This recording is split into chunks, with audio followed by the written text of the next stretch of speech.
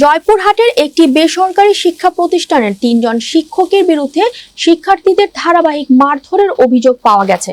অভিযুক্ত শিক্ষকরা হলেন আশিকুর রহমান, এমদাদ হোসেন, আবুল বাশার ও ওমর ফারুক ওরফে পিকে। জয়পুরহাট জেলা প্রতিনিধি মাহফিজুল ইসলামের পাঠানো তথ্যচিত্রে ডেস্ক রিপোর্ট।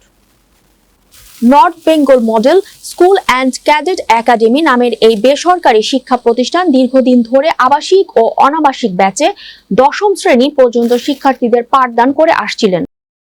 শিক্ষার্থী ও অভিভাবকদের অভিযোগ, দীর্ঘদিন অভিযুক্ত শিক্ষকরা শিক্ষার্থীদের অমানবিক মারধর করে আসছিলেন। সর্বশেষ ঘটনার দিন গত শুক্রবার রাতে শিক্ষার্থীদের গান গাওয়া ও টেলিভিশন দেখার সময় তুচ্ছ ঘটনাকে কেন্দ্র করে ২২ জন শিক্ষার্থীকে লাঠিপেটা করেন অভিযুক্ত শিক্ষকরা।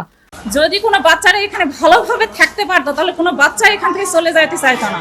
অযথা কারণে ওখানে সবসময় মারে। বাচ্চাদের খাওয়াতে অসুবিধা, কোনো খাবার ভালো হয় না। পড়াশোনার ক্ষেত্রেও যদি পড়াশোনা একটু কম করে তাহলে বাচ্চাদের মারতেই পারে, কিন্তু সব সময় বাচ্চাদের মারে কারণে অকারণে। এই কারণে আজকে এই কথা বলা। আমার বাচ্চাকে আশিক স্যার, এমদাদ স্যার সব সময় চোখে আমার এর আগে একদিন মারছিল আমাকে ফোনে বলছে আমি এমদাদ স্যারকে আবার বলছি, ওই জন্য আমার বাচ্চা সব সময় লাগতেই থাকে, দোষ খুঁজে বের করতেই থাকে। একদিন বুকে লাথি মারছে, দরজার চায় ধাক্কা লাগছে, এমন ভাবে মারছে। শুক্রবারে এমন করে মারছে, মারার জন্য আমার বাচ্চা পালাই গেছে। এ ব্যাপারে অভিযুক্তরা পালিয়ে গেলেও শিক্ষা প্রতিষ্ঠানটির পরিচালক ও প্রধান শিক্ষক রবিউল ইসলাম ঘটনার সত্যতা স্বীকার করে জানান, অভিযুক্ত শিক্ষকের বিরুদ্ধে কারণ দর্শানো নোটিশ দেওয়া হয়েছে। এছাড়া ঘটনার তদন্তে ৩ সদস্যের কমিটি গঠন করা হয়েছে।